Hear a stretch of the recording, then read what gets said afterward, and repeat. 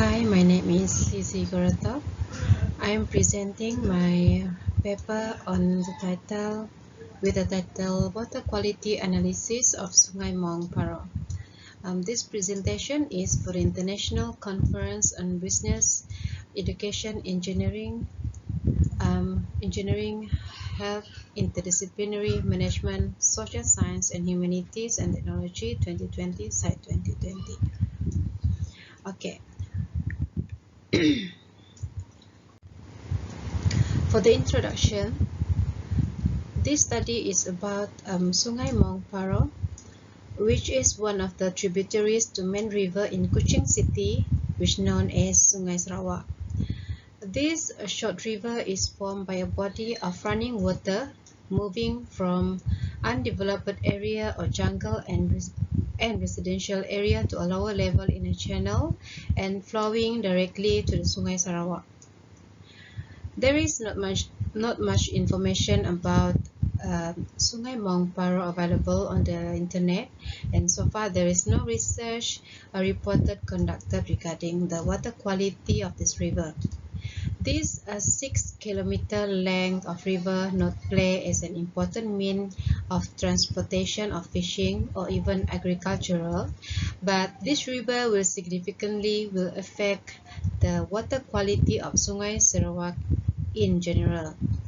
It is because of the riverscape along Sungai Maong Paroh that was consist of residential building and industries, and it was observed that the discharge of these buildings' wastewater will go straight into the river. Water quality monitoring need to be done as the area of Sungai Maong Paroh experiencing rapid development and increasing in population. From the observation, the physical appearance of the river water are black in color and it has an unpleasant odor. Other than that, the river water also sometimes appear to be filled with unknown foam on the surface, and there are many rubbish floating along the current. If the water quality is not monitored and the river remains polluted, problems may occur, such as increasing in water treatment cost, which finally may affect the price of the municipal water. Besides, long-term pollution will also disrupt the aqua life. Therefore, the general objective of this study is to analyze water quality of Sungai Maong Paroh based on 6 standard parameters, which are ammoniacal nitrogen, biochemical oxygen demand or BOD, chemical oxygen demand COD, dissolved oxygen, pH, and lastly total suspended solid. This is the location of the research study, and this river is quite it's not long, around 6 kilometers, and it started from the residential area, which is from RPR. It started from Taman Surya Jaya, which is an apartment area, and then flow into the Sungai Sarawak. For the methodology, this study area involved the Sungai Maong Paroh catchment in Matang district. Site visits were conducted to see the real physical condition and shapes of the river and the pollution condition along the river. And then one station have been selected from the entire study area along the Sungai Maong Paroh. The location for the sampling station was determined by site inspection. Sampling process was conducted by using a clean water bottle. Sample was taken at the location shown in figure 3.3, and I will show you later, which will be investigated later for 6 parameters of water quality, as I mentioned earlier. Okay, this is the location of sampling, and the second picture is the condition of the Sungai Maong Paroh. This location was selected based on the safest and it is accessible among other locations. Then the water flow at this station also more stable and strategic. And the water flow at this station was stable and strategic because there are a lot of buildings nearby that contribute to wastewater into this river. Sampling was done in 3 days to get the average value.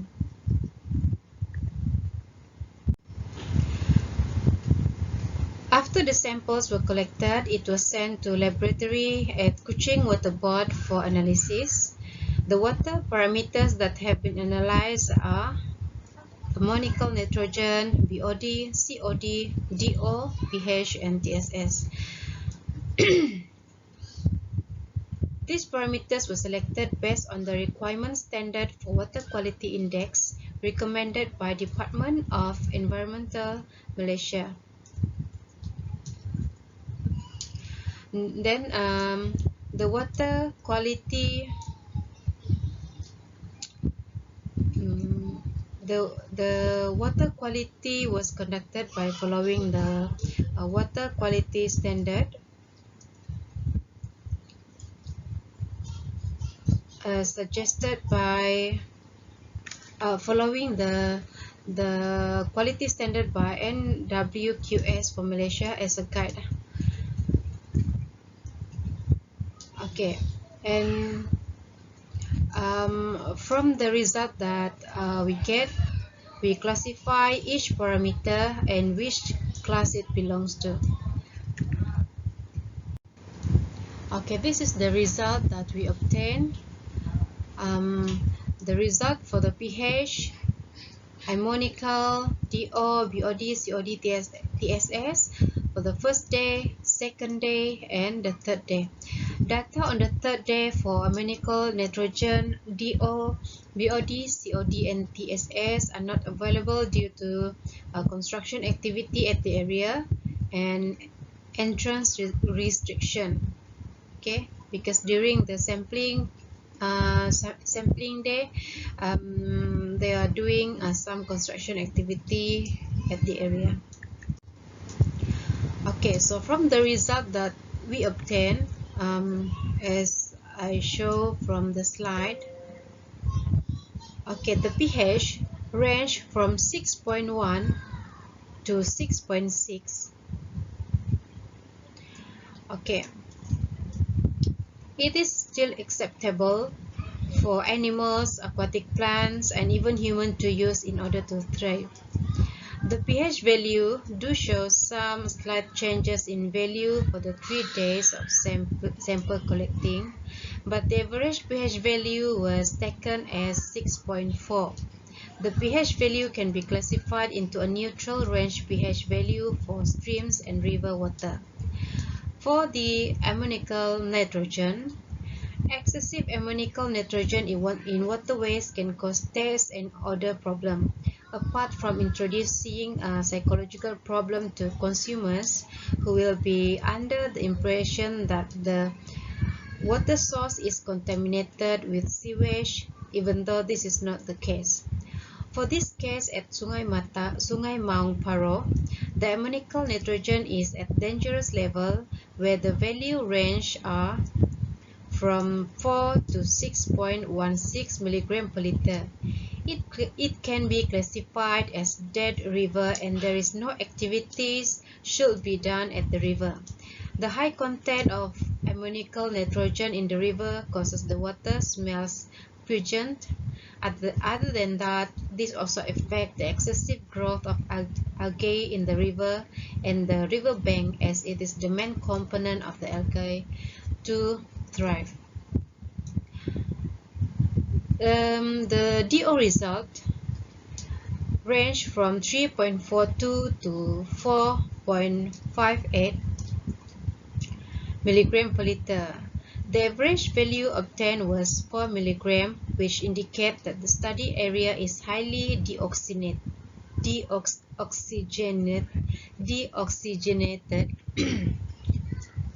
The low DO concentration could be sign of too many bacteria and excess amount of BOD or biological oxygen demand, such as untreated sewage, partially treated sewage, organic discharge, and anoxic discharge, which use up the DO or dissolved oxygen.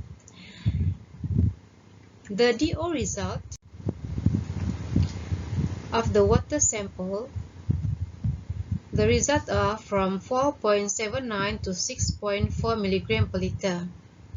It was taken after 5 days BOD samples being tested. This concentration must be influenced by the increased development activities at Matang area where the river is flowing through. BOD is a measure of the quantity of oxygen consumed by microorganisms during the decomposition of organic matter.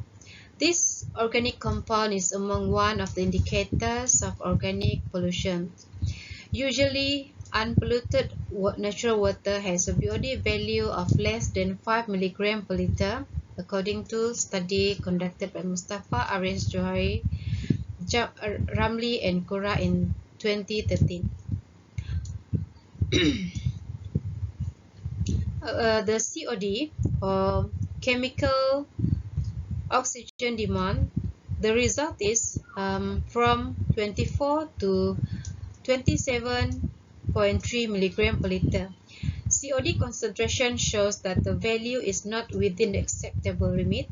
The presence of organic compound in the water supports the growth of bacteria and other microorganisms, which may enhance the concentration of BOD and very low DO value in water. The TSS result. The TSS are defined as solid in water that can be trapped by a filter, according to study by Ismail, Kolbi and Matsura in 2019. To measure TSS, the water sample is filtered through a pre-wet filter. The residue retained on the filter is drained in an oven at certain heat until the weight of the filter no longer changes. The increase in weight of the filter represents the TSS. The value obtained for TSS at Sungai Paroh is ranged from 110 to 114 mg per liter, which is higher than the minimum recommended TSS limit by National Water Quality Standard, which is 25 mg per liter. This is according to DOE or Department of Environmental in 2019. This shows that the TSS content in the river is relatively high.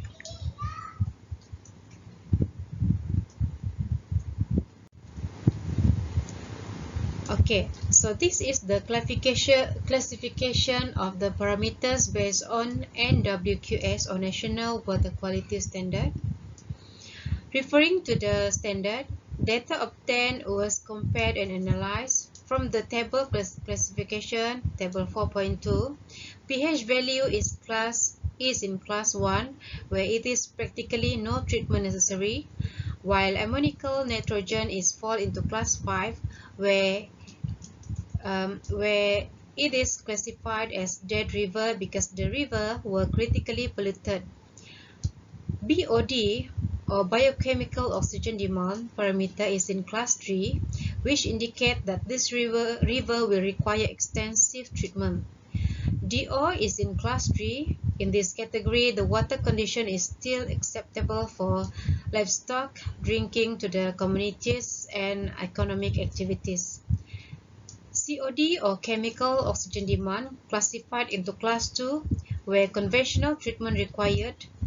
And lastly, total suspended solid TSS are significantly in class 2, which indicate that the water water condition is very sensitive to other aquatic life that live in the river. Okay, from the result, the urban development around Sungai Maong Paroh is obviously increased, and this affects the river water quality significantly. Construction activities around the river, which is known to be one of the factors that cause pollution at Sungai Maong Paroh. The existing of housing and commercial area around Sungai Maong Paroh also contribute to the contamination by the dumping of domestic waste and commercial into the river through the drainage system. This will result the Sungai Maong Paroh to become polluted and disrupt the aspect of a clean river. For the conclusion,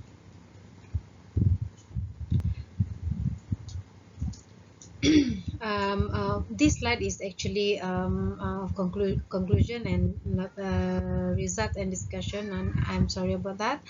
Okay, the purpose of this study actually is to analyze the water quality of Sungai Maong Paroh.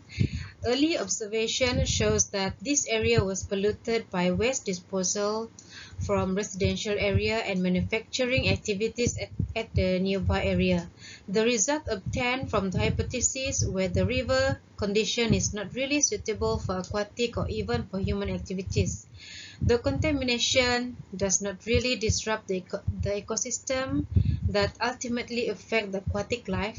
It can even affect the quality of human life through the spread of disease. Therefore, more effective control should be taken to increase awareness among the residents.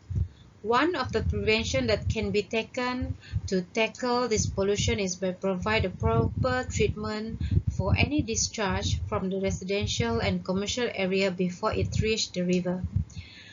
However, this action needs further studies and cooperation between related authorities in the area, and it is recommended that further study should be conducted to investigate and provide more information about Sungai Maong Paroh. This information is relatively important since the area is rapidly developing. Future development might need the water quality information of this river as it will affect the environmental assessment of this area.